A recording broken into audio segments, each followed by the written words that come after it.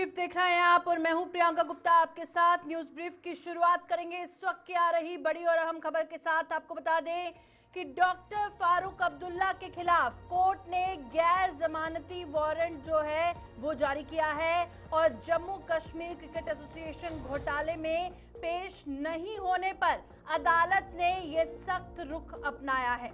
व्यक्तिगत पेशी से छूट की अर्जी को कोर्ट ने खारिज किया है और अब 30 मार्च को जिस तरह से बताया जा रहा है अगली सुनवाई की जाएगी। और इसी के साथ इस वक्त की जिस तरह से बड़ी खबर से आपको रूबरू करवा रहे हैं, डॉक्टर फारूक अब्दुल्ला के खिलाफ जिस तरह से इस वक्त खबर सामने आ रही है कि नेशनल कॉन्फ्रेंस के अध्यक्ष डॉक्टर फारूक अब्दुल्ला हैं, उनके खिलाफ श्रीनगर की अदालत ने गैर जमानती वारंट जारी किया है। यह आदेश जम्मू कश्मीर क्रिकेट एसोसिएशन में वित्त अनियमितता मामले में दिया गया, जिसकी जांच सीबीआई द्वारा की जा रही है। सीजेएम कोर्ट ने आज इस मामले की सुनवाई के दौरान आरोप तय करने थे, लेकिन फारूक अब्दुल्ला व्यक्तिगत रूप से अदालत में पेश नहीं हुए और उनके वकील ने अदालत में एक अर्जी दाखिल कर उनकी व्यक्तिगत पेशी से छूट मांगी और बताया कि वे जम्मू में हैं और पेश नहीं हो सके। अदालत ने यह अर्जी खारिज कर दी और कहा कि आरोपी की मौजूदगी वर्चुअल माध्यम से भी सुनिश्चित की जा सकती थी, लेकिन इस विकल्प को स्वीकार नहीं किया गया। इसके बाद अदालत ने गैर जमानती वारंट जारी करने का आदेश दिया और अब इस मामले की अगली सुनवाई 30 मार्च 2026 को होगी। तो इस वक्त की बड़ी खबर आपको रूबरू करवा रहे हैं और आप सभी जानते हैं जम्मू कश्मीर क्रिकेट एसोसिएशन की फाइनेंशियल इरेगुलरिटीज जो थी, फारूक अब्दुल्ला के खिलाफ जो केस दर्ज था उस पर कोर्ट ने सख्त रुख अपनाया है और श्रीनगर कोर्ट ने नॉन बेलेबल वारंट जो है वो फारूक अब्दुल्ला के खिलाफ जारी किया है जम्मू कश्मीर क्रिकेट एसोसिएशन के केस में। बिश्ना में खेत से 12 करोड़ रुपए की हेरोइन बरामद की गई है और बहादुरपुर गांव के 2 किलो हाई ग्रेड हेरोइन जो है वो वहां पर मिली है और सर्च ऑपरेशन लगातार जारी है। सर्च ऑपरेशन वहां पर तेज किया गया है और बैग में रस्सी और हुक मिलने से ड्रोन ड्रॉपिंग की आशंका जताई जा रही है। आपको ये भी बता दें कि किसान की सूचना पर कार्रवाई की गई है और पुलिस ने तस्करी नेटवर्क की जांच शुरू की है। इस वक्त की बड़ी खबर बिश्ना से सामने आ रही है। बिश्ना थाना क्षेत्र के अंतर्गत अंतर्राष्ट्रीय सीमा के पास बहादुरपुर गांव में 12 करोड़ रुपए कीमत की हाई ग्रेड हेरोइन बरामद की गई है। नशे की एक खेप बरामद होने के बाद इलाके में बड़े पैमाने पर सर्च ऑपरेशन चलाया जा रहा है और नशे की एक खेप बहादुरपुर के किसान ने अपने खेत से बरामद की, जिसके बाद उसके इलाके के पूर्व सरपंच और पुलिस को इसकी जानकारी दी गई। खेत में पड़े इस बैग, रस्सी और हुक लगे हुए थे और अंदर छोटे छोटे पैकेट रखे गए थे और आशंका जताई जा रही है कि ये खेप सीमा पार से ड्रोन के जरिए यहां पहुंचाई गई थी और जांच में इन पैकेटों में करीब 2 किलोग्राम हेरोइन जैसी प्रतिबंधित पदार्थ मिलने की पुष्टि हुई है। अधिकारियों का यह भी मानना है कि ये खेप पाकिस्तान की ओर से ड्रोन के जरिए भारतीय क्षेत्र में गिराई गई थी। पुलिस ने मामला दर्ज कर लिया है और तस्करी के नेटवर्क के आगे पीछे के लिंक जो हैं वो फिलहाल खंगाले जा रहे हैं। सर यहाँ पे कोई शाम को ना 6-7 बजे 2 किसान जो खेत में गए थे चारा काटने के लिए, बाप बेटा, तो जब काट रहे थे तो काटते काटते उन्होंने जब आगे पहुँचे तो वहाँ पे उनको एक बैग मिला।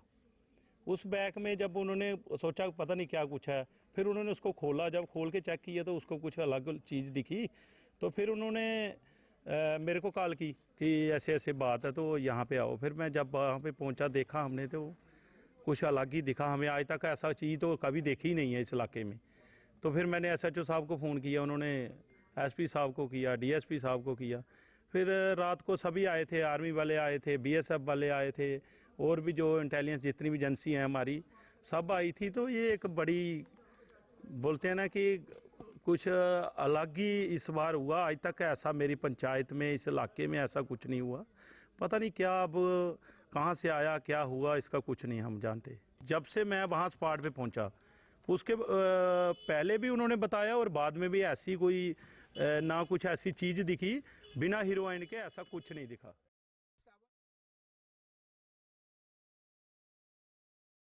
अगली बड़ी और अहम खबर की आपको बता दें, डॉक्टर फारूक अब्दुल्ला पर हमले के आरोपी को 5 दिन की पुलिस रिमांड पर भेजा गया है और अदालत ने आरोपी कमल सिंह को जिस तरह से 5 दिन की रिमांड पर भेजा है और आरोपी कमल सिंह से पुलिस गहन पूछताछ कर रही है। घटना से जुड़े हर पहलू की जिस तरह से जांच पड़ताल होगी। आप सभी जानते हैं कल जम्मू के ग्रेटर कैलाश में जिस तरह से एक बैंकेट हॉल जिसका नाम रॉयल पार्क बताया जा रहा है, वहां पर कमल सिंह नाम के एक शख्स ने फारूक अब्दुल्ला और सुरेंद्र चौधरी को निशाना बनाते हुए गोली चलाई। हालांकि गनीमत ये रही कि सुरेंद्र चौधरी जो है उनको माइनर इंजरीज आई जिन्हें तो तुरंत फर्स्ट एड दे दिया गया और वहीं पर दूसरी ओर फारूक अब्दुल्ला को किसी तरह का कोई भी नुकसान नहीं हुआ है। और इसी के साथ जिस तरह से इस वक्त की बड़ी अपडेट इस इंसिडेंट के हवाले से सामने आ रही है कि आरोपी कमल सिंह से पुलिस गहरी पूछताछ कर रही है और घटना से जुड़े हर पहलू की जो है वो जांच पड़ताल की जाएगी। डॉक्टर फारूक अब्दुल्ला पर जिसने हमला किया था उस आरोपी को 5 दिन की रिमांड पर जो है वो भेजा गया है। आपको बता दें कि जिस तरह से 63 साल का एक शख्स जिसका नाम कमल सिंह जमवाल बताया जा रहा है, कल उसने तब गोली मारी जब फारूक अब्दुल्ला और सुरेंद्र चौधरी एक शादी पर पहुंचे थे ग्रेटर कैलाश के एक वेन्यू पे। वहां पर गोली का निशाना बनाने की कोशिश कमल सिंह ने की पर सुरेंद्र चौधरी को जिस तरह से माइनर इंजरीज आई और फारूक अब्दुल्ला पूरी तरह से सेफ है। और अभी इस खबर के हवाले से जो अपडेट सामने आ रहा है, आपको बता दें आरोपी कमल सिंह को 5 दिन की पुलिस रिमांड पर भेजा गया है। हालांकि फारूक अब्दुल्ला का बयान भी इस इंसिडेंट के बाद सामने आया है और उन्होंने कहा है कि ऊपर वाले ने उन्हें बचाया है। तो जिस तरह से कल ये इंसिडेंट पेश आया और उसके बाद अलग अलग प्रतिक्रियाएं भी सामने आई, हर कोई इसे कंडेम कर रहा था और अब गहनता से जिस तरह से कमल सिंह से जो है वो पूछताछ की जाएगी और 5 दिन की पुलिस रिमांड पर कमल सिंह जमवाल को भेजा गया है।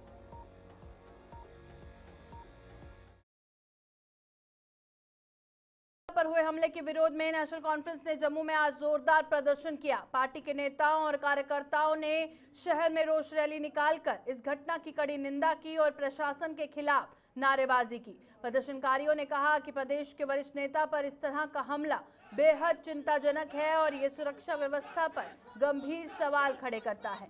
रैली के दौरान नेताओं ने मांग की कि हमले के आरोपी को कड़ी से कड़ी सजा दी जाए। उन्होंने कहा कि इस पूरे मामले की निष्पक्ष और तेज जांच होनी चाहिए ताकि सच्चाई सामने आ सके। नेशनल कॉन्फ्रेंस के तमाम जो लोग हैं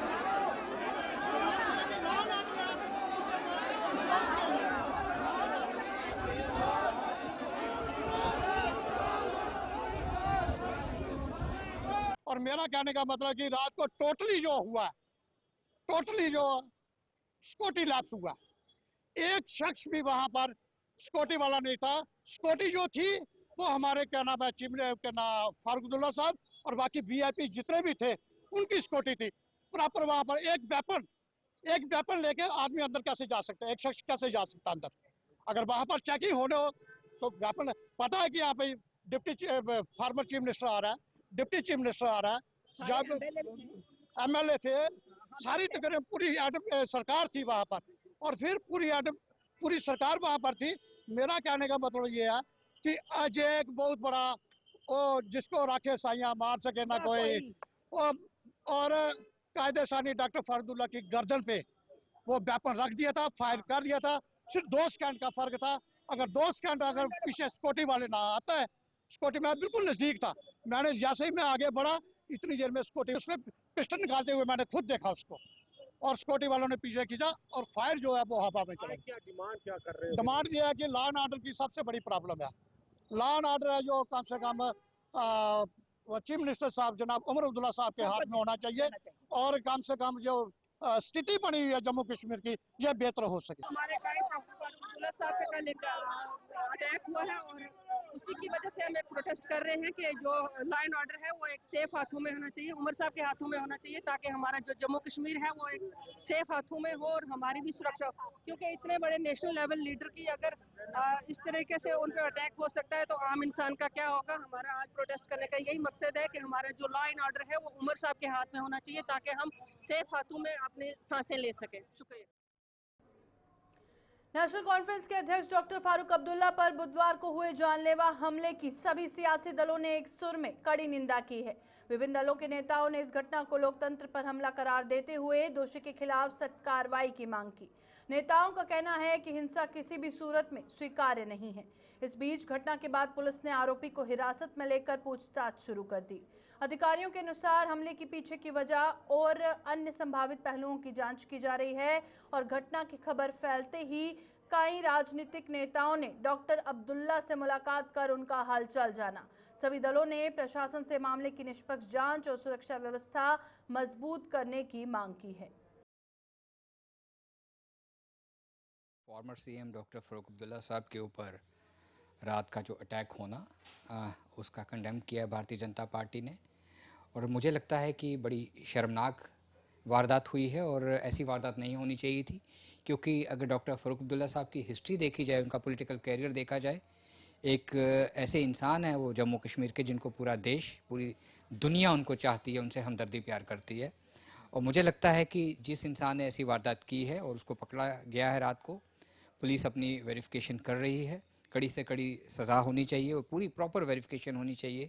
जो दूध का दूध पानी का पानी आवाम के सामने आना चाहिए कि ऐसी वारदात क्यों हुई, और कहीं ना कहीं अगर सिक्योरिटी का लैप्स हुआ है तो उसके ऊपर भी देखना चाहिए। मुझे लगता है कि रात की वारदात के बाद हमारे सीआईडी विंग को, हमारी सिक्योरिटी को, जम्मू कश्मीर की को, सभी पॉलिटिकल पार्टीज़ का सिक्योरिटी रिव्यू करना चाहिए और देखना चाहिए कि किसी की ऐसी वारदात में कोई दोबारा ना ट्रैप हो जाए, ऐसी चीज़ दोबारा ना हो। Incident that has happened in Jammu, और फारूक साहब एक सीनियर रहनुमा है पूरे जम्मू कश्मीर के, नहीं पूरे मुल्क के एक बड़े लीडर है, और ऐसे लीडर पे अटैक होना न सिर्फ अफसोसनाक है बल्कि इसमें पूरी जांच होनी चाहिए और पता होना चाहिए कि ये लोग कौन है जो इसमें मुलविस थे, और अगर कोई ब्रीच हुआ सिक्योरिटी की तरफ से वो क्यों हुआ है, और एक बहुत ट्रांसपेरेंट और इमीडिएट इंक्वायरी की ज़रूरत है। फॉर्चुनेट इंसिडेंट है और किसी भी तरीके में ऐसी कोताही नहीं होनी चाहिए, और हम सभी लोग इसकी जांच भी मांगते हैं, और ये भी कि फारूक साहब इतने एक सीनियर लीडर है, किसी भी पॉलिटिकल लीडर के खिलाफ ऐसे वायलेंस अफसोसनाक है और इस पर स्ट्रांग एक्शन होना चाहिए, और खासकर ऐसे केसेस में इन्वेस्टिगेशन की ज़रूरत है कि पुलिस की तरफ से ऐसी चूक कैसे हुई।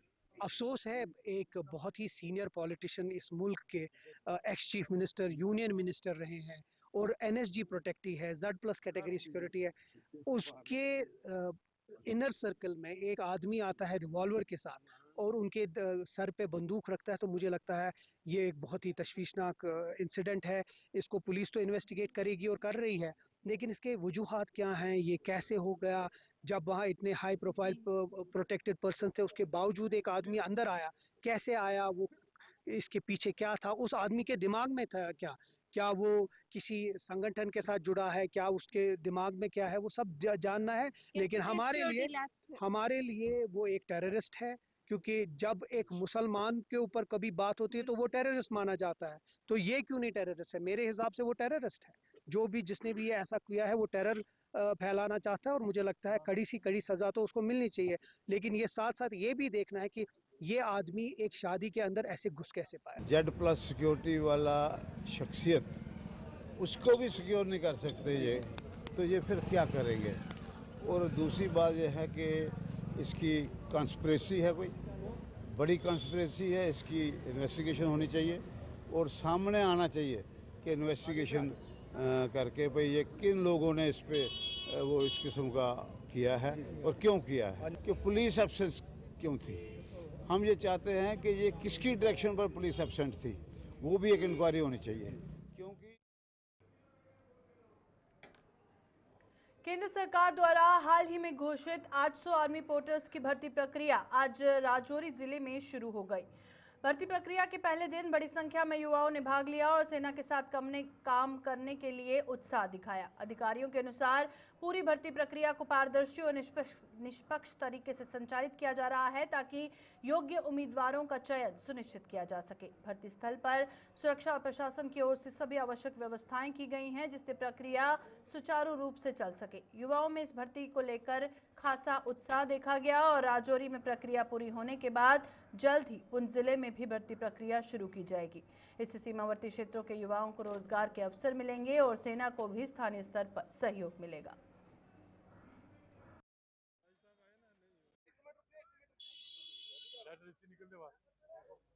सरकार की तरफ से हालिया दिनों में राजौरी पुंछ को एक तोहफा दिया गया था जिसमें 800 के करीब पोर्टल भर्ती करने थे और इस तोहफे के बाद आज इसका अमल राजौरी के अंदर शुरू हुआ जहां बड़ी तादाद में नौजवान आपको इस वक्त नजर आएंगे। क्या नाम है आपका, कहां से है और जिस तरह ये भर्ती का अमल शुरू हुआ किस तरह देखते हैं आप? ये तो बहुत अच्छा हुआ भर्ती का। मेरा नाम राशिद हुसैन है, मैं नौशहरा से हूँ, शेरी सियाल से। तो ये अच्छा हुआ, राजौरी पुंछ के लिए वैकेंसी निकाली गई है 800 वैकेंसी। तो इसलिए ये मैं कहना चाहता हूँ ये मतलब अच्छा किया गवर्नमेंट ने। अगर इसमें मसला ये आज राजौरी में भर्ती आज पहली भर्ती है 12 तारीख को, इसमें कम से कम टोकन नंबर हो गए 2200। तो इन दिए 800 राजौरी और पुंछ के लिए। इसमें बहुत सारे हैं, जम्मू कश्मीर के हर कोने कोने से बच्चे आए हुए हैं। यहाँ पे देख सकते हैं आप कितनी भीड़ है। 2 तो नीचे आके उनकी बहुत बुरी हालात होगी, वो हॉस्पिटल चला गया। एक चीज मैं जानना चाहूंगा, जिस तरह अभी ये अमल शुरू हुआ है, आप समझते हैं कि ये एक बड़ा कदम जरूर है, इसके बाद और इस तरह के कदम उठाएं ताकि नौजवानों को रोजगार मिले? हाँ बिल्कुल, ये होना चाहिए, रोजगार तो होना चाहिए। हाँ, मैं रोजे समाज कोई खाने का इंतजाम नहीं है। हम पीर बड़े से, हाँ नशा पीर बड़े से कल परसों से इधर ही। जिस तरह सरकार की तरफ से एक कदम जरूर उठाया गया क्योंकि काफी अरसा से मांग की जा रही थी कि राजौरी पुंछ के अंदर भर्ती की जाए, किस जज्बे के साथ आप यहाँ? हम बहुत मुश्किल से पहुंचे हैं इधर। रात भी इधर, आज 3-4 दिनों में खाना भी नहीं मिलता, रोजे भी रख रहे हैं। ऊपर से आज कल से भी इधर ही सुबह से लाइन में लगे हुए हैं, कभी पीछे ले जाते हैं, कभी नंबर ही नहीं आता पड़ता है। बिल्कुल देख सकते होंगे ये वो नौजवान हैं जो आज यहाँ भर्ती के लिए पहुंचे हैं क्योंकि हालिया दिनों में मरकजी सरकार। Jammu Kashmir medical employees federation के आह्वान पर आज पुंछ जिले में नॉन गस्टेड स्वास्थ्य कर्मचारियों ने 1 दिवसीय हड़ताल पर अपनी मांगों के समर्थन में प्रदर्शन किया। प्रदर्शन का मुख्य उद्देश्य सरकार द्वारा बंद किए गए 2.5 दिन के अतिरिक्त वेतन को बहाल करवाना था। इस विरोध प्रदर्शन का नेतृत्व जिला अध्यक्ष मेडिकल कर्मचारी महासंघ पुंछ सरदार सुरेंद्र सिंह ने किया, जिसमें बड़ी संख्या में जिला अस्पताल व अन्य स्वास्थ्य केंद्रों के कर्मचारियों ने भाग लिया। प्रदर्शनकारियों ने कहा कि 2.5 दिन का वेतन उनका मौलिक अधिकार है और इसे बंद करना पूरी तरह से अन्याय है। उन्होंने चेतावनी दी कि अगर उनकी जायज मांगे जल्द पूरी नहीं की गई तो भविष्य में विरोध प्रदर्शन और तेज कर दिए जाएंगे। 2.5 दिन की सैलरी का जो ऑर्डर निकला था 20 जनवरी को, वो हमारी फाइनेंस डिपार्टमेंट से डिमांड है कि उसको वापस लें और लोगों को 2.5 दिन की सैलरी दें। तो कल मेरे पास कोई मल्टीपर्पज 2211 हेड के फीमेल आई थी, तो मैंने सोचा पुंछ में भी उनकी काटेगी, जब वो इस इलेक्शन में है ही नहीं है, उनकी काटनी नहीं चाहिए थी। फिर हम सीएमओ सर से मिले हैं, उन्होंने कहा कि 1-2 दिन के अंदर मैटर को मैं सॉल्व करता हूं। तो मेरी सीएमओ साहब से ये रिक्वेस्ट है कि इन लोगों की फौरी तो 2.5 दिन की सैलरी निकाली जाए। ईद आ रही है, नराते आ रहे हैं और हमारे बच्चों की एडमिशन है, इनकी सैलरी बढ़ने से ही और कम कर दी उन्होंने। वो 2.5 दिन की सैलरी उनकी काट दी। वो कल हमारे पास आई थी, आज भी हमारे धरने में वो बैठी हुई है। हमें बड़े दुख से कहना पड़ता है कि उनकी 2.5 दिन की जो सैलरी हमारे डिस्ट्रिक्ट पुंछ में काटी। सुरनकोट के सामुदायिक स्वास्थ्य केंद्र में नॉन गस्टेड कर्मचारियों ने मेडिकल एम्प्लॉयज फेडरेशन के बैनर तले 2.5 दिन के वेतन की कटौती के विरोध में प्रदर्शन किया। कर्मचारियों ने अस्पताल परिसर में एकत्र होकर सरकार और प्रशासन के खिलाफ नारेबाजी की तथा वेतन कटौती के फैसले को तुरंत वापस लेने की मांग की। प्रदर्शन कर रहे कर्मचारियों का कहना था कि बिना उचित कारण कर्मचारियों के वेतन से कटौती करना अन्यायपूर्ण है। उन्होंने ये भी मांग उठाई कि कर्मचारियों के लिए स्पष्ट और उचित सेवा नियम बनाए जाएं ताकि भविष्य में इस तरह की समस्याएं पैदा ना हो। जो हमारी 2.5 दिन की पे जो काटी हुई है गवर्नमेंट ने, उसको हम चाहते हैं कि वो दोबारा रिज्यूम किए जाए। ये आर्डर बहुत ही नाइंसाफ़ी है हमारे मुलाजमीन के साथ, क्योंकि हम रोस्टर में काम करते हैं, morning wait night Sunday holidays हमारे लिए कुछ है ही नहीं है। ये उन बाबुओं का चक्कर है जो कुर्सी पर बड़े बड़े बैठे हुए हैं। उनके हफ्ते में वो 5 दिन काम करते हैं, महीने में वो करते हैं 22 दिन काम और पे लेते हैं 30 दिन की। हम 32 दिन काम करके 30 दिन की सैलरी भी हमारी काटी जा रही है। ये कौन सा इंसाफ है? हमारी ये जो इत्तेहाद मुलाजमीन है, ये हम आज ये झुकने वाले किसी के आगे नहीं। जब तक हमारी ये डिमांड पूरी नहीं होगी, हमारा कोई भी मुलाजिम काम नहीं करेगा। हम जिला अस्पताल सांबा में स्वास्थ्य कर्मचारियों ने आज अपनी मांगों को लेकर शांतिपूर्ण प्रदर्शन किया। प्रदर्शन के दौरान कर्मचारियों ने प्रशासन के खिलाफ नारेबाजी करते हुए कुछ वर्गों के स्वास्थ्य कर्मचारियों की 2.5 दिन की वेतन कटौती पर कड़ा विरोध जताया। कर्मचारियों का कहना था कि प्रशासन ने ये कदम उठाकर उनके साथ अन्याय किया है और प्रदर्शनकारियों ने स्वास्थ्य विभाग के 1991 के SRO 274 को दोबारा लागू करने की मांग की और जिसे 20 जनवरी 2026 को डायरेक्टर फाइनेंस के आदेश से रद्द कर दिया गया था। कर्मचारियों ने चेतावनी दी कि यदि उनकी मांगों पर जल्द कार्रवाई नहीं की गई तो आंदोलन को और तेज कर दिया जाएगा। धरने में बड़ी संख्या में स्वास्थ्य कर्मचारी शामिल हुए और अपनी एकजुटता दिखाई। वो संडे और गस्टेड हॉलीडेज में अपनी सर्विसेज देते हैं, उसकी ही हमें जो 2.5 दिन की सैलरी गवर्नमेंट की तरफ से दी जाती है। लेकिन मुझे ये समझ नहीं आता है कि हर 2 साल बाद, हर 3 साल बाद गवर्नमेंट को पता नहीं क्या याद आ जाता है कि हेल्थ एम्प्लॉयज की जो 2.5 दिन की सैलरी है उसको काट लिया जाए। और जो बाकी डिपार्टमेंट्स हैं, जैसे मैंने आपको बताया PHE, अपनी पुलिस डिपार्टमेंट, PDD, इनके लिए कोई भी ऑर्डर ऐसा नहीं आता है। लेकिन हेल्थ के लिए ये जो है ये रिवाइज किया जाता है हर 2-3 साल में। और गवर्नमेंट को भी पता है कि हम लोग 24/7 अपनी सर्विस दे रहे हैं और उसकी ही हम जो सैलरी ले रहे हैं। तो आज जो हमारा ये 1 डे प्रोटेस्ट रखा गया था, इससे पहले पुंछ जिले के बफलियाज क्षेत्र के गांव सुआनी में लोग पिछले कई वर्षों से गंभीर जल संकट का सामना कर रहे हैं। स्थानीय निवासियों का कहना है कि गांव में पानी की समस्या करीब 70 साल से बनी हुई है, लेकिन संबंधित विभाग इस ओर कोई ठोस कदम नहीं उठा रहा। ग्रामीणों के अनुसार पवित्र रमजान महीने में स्थिति और भी खराब हो जाती है, क्योंकि गांव में पानी की आपूर्ति लगभग ना के बराबर रहती है। ऐसे में लोगों को अपनी रोजमर्रा की जरूरतों के लिए करीब 2 किलोमीटर पैदल चलकर पानी लाना पड़ता है। ग्रामीणों ने बताया कि गांव की पुरानी पानी की पाइपलाइन पूरी तरह क्षतिग्रस्त हो चुकी है और वर्षों से उसकी मरम्मत नहीं हुई। लोगों ने प्रशासन से जल्द कार्रवाई कर पाइपलाइन ठीक करवाने और नियमित जल आपूर्ति सुनिश्चित करने की मांग की है। पानी की बहुत बड़ी किल्लत है हमारे में, पानी बिल्कुल कोई नहीं। आप मौका देखो, इतने ये जो पूरा गांव है इसमें पानी कोई नहीं है, ना कोई वाटर का, कोई PHE वालों का कोई पानी नहीं है, कुछ नहीं है, पाइपें नहीं है। तो हम गंदा पानी पी रहे हैं सर, पानी गंदा भी नहीं मिल रहा इस वक्त, इतनी परेशानी है। ये 20 साल से, पूरी उम्र से परेशानी है सर। हमारे लिए, हम इंडिया में रहते हैं, कहाँ रहते हैं सर? मुसीबत देखो, आप मौका देख के जाओ किस जगह में हम रहते हैं। उम्र सारी कहाँ पानी लगा हमारे, पानी कोई नहीं लगा आज तक। जब मेरी 70 साल एज हो गई तो पानी नहीं देखा गवर्नमेंट का, ना पाइपें देखी हैं। सरकार की तरफ से एक जमाने में पाइपें लगी, वो उठा के बेच दी सरकार ने, कोई पाइप नहीं। मौका देखो सर, मौके पे चलो देखो कहाँ पानी की मांग करेंगे सर, मर रहे पानी के बिना। और वहाँ से हम पानी पीते हैं जहाँ से पंपर बच्चियों ने डाले हुए नाले में, पंपर पड़े हुए हैं, वहाँ मैं आपको मौका दिखाऊंगा अभी मौके पे, तो वहाँ से हम पानी पी रहे हैं। 70 साल से आज दिन तक एक बार जो है पाइप, बिजली के इसका पानी का पाइप लगा था, लेकिन वो पाइपें में उठाकर लोगों ने बेच दी। लेकिन आज हम इतने तरस रहे हैं कि पिछले 4-10 महीने से जो इतना रोड़ा हो रहा है कि हमारे माल मवेशी पानी पीने के लिए हम पानी नहीं मिल रहा, और ना ही हमें खुद पीने के लिए। रमजान में इतने तंग, हम तो 4 किलोमीटर दूर जाकर नाले से पानी लाते हैं। लेकिन हमारे गांव में 400 पाइप ला के रहा किसी घर में रखी हुई है। आज दिन तक डिपार्टमेंट यहाँ तक कोई आया नहीं, और ना किसी डिपार्टमेंट ने पूछा कि यहाँ पानी किस लिए लोग क्यों मर रहे हैं। लेकिन हम गुजारा दूर से नाले से पानी लाते हैं और पानी ला के माल मवेशी को वही पानी पिलाते हैं और खुद भी वही पानी पीते हैं। एक ये पाइप है, ये देखना पाइप की हालत की क्या हालत। पानी तो नालों में पानी सूख गया आज। अब हम यहाँ से हमें एडमिनिस्ट्रेशन गवर्नमेंट से कहना चाहते हैं कि अगर पानी नहीं है तो हमें तो कोई रास्ता तो बताओ, हम कहाँ से पानी लाएं। हमारे पास कोई ऑप्शन नहीं है कि पानी का कोई, हम किस तरीके से पानी पे, नाले के बगैर हमारे पास कोई नहीं है, और ना ही कोई डिपार्टमेंट यहाँ देख रहा। एक दिन यहाँ एसएफ साहब को कहा कि हमारे पानी यहाँ नहीं है। सुरनकोट के बफलियाज क्षेत्र में दिनार से सावनी तक बनने वाली सड़क का निर्माण कार्य आज आखिरकार दोबारा शुरू हो गया। लगभग 5 करोड़ रुपए महत्वपूर्ण परियोजनाओं का काम पिछले कुछ समय से दो पक्षों के बीच आपसी विवाद के कारण ठप पड़ा हुआ था। मामले को सुलझाने के लिए आज कुछ जनप्रतिनिधि और स्थानीय नेता मौके पर पहुंचे और दोनों पक्षों से बातचीत की। उनकी मध्यस्थता और समझाइश के बाद दोनों पक्षों के बीच चल रहा मतभेद खत्म हो गया और आपसी सहमति से निर्माण कार्य फिर से शुरू करने का फैसला लिया गया। स्थानीय लोगों ने इस पहल का स्वागत करते हुए कहा कि सड़क निर्माण रुकने से उन्हें आवाजाही में काफी परेशानी हो रही थी और क्षेत्र के विकास कार्य भी प्रभावित हो रहे थे। लोगों को उम्मीद है कि अब सड़क का काम तेजी से पूरा होगा।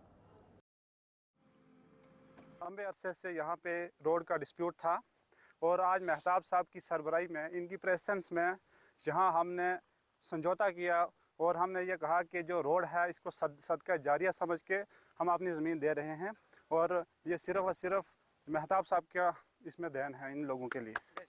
शुक्रिया। जहाँ भी रोड होती है, डेवलपमेंट होती है, वहाँ लोगों का इंफ्रास्ट्रक्चर वहाँ कोई कमी नहीं होती और जो ज़मीन की कीमत है वो भी बढ़ जाती है। मैं इन लोगों से अपील करता हूँ कि आपने मेहताब साहब के साथ शाना बशाना चलना है आगे भी।